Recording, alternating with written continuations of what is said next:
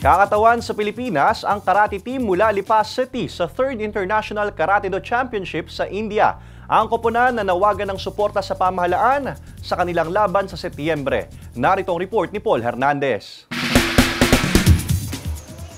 Mas maliliit man sa inaasahang makakalaban pero may ibubuga pa rin sa lakas at galing ang Philippine Team na Karate and Allied Martial Arts Organization o KAMAO, pride ng Lipa sa Batangas.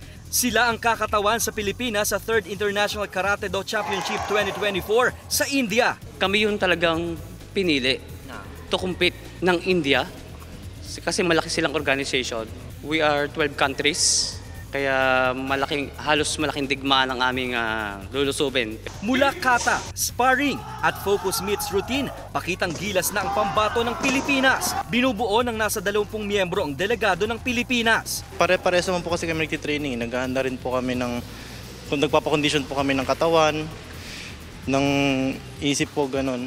Naituturo rin ng karate ang disiplina. Hindi ko po alam kung gaano kagaling. Sino? Yung taga-ibang bansa. Para kahit hindi na naman namin siya kasama, at least merong siyang magagawa na maipagtanggol yung sarili niya. Isa sa pinakabata sa grupo ang 8 taong gulang na si Rayleigh. Liksi raw ang pambato niya. Para po maligtas ko yung sarili ko.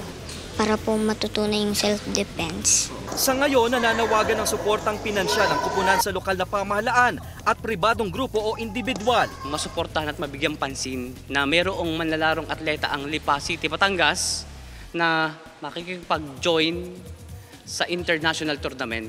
Sa September 29, 2024, nakatakda ang torneo sa India. Kasama si Kel Ravaca, Paul Hernandez, Balitang Southern Tagalog.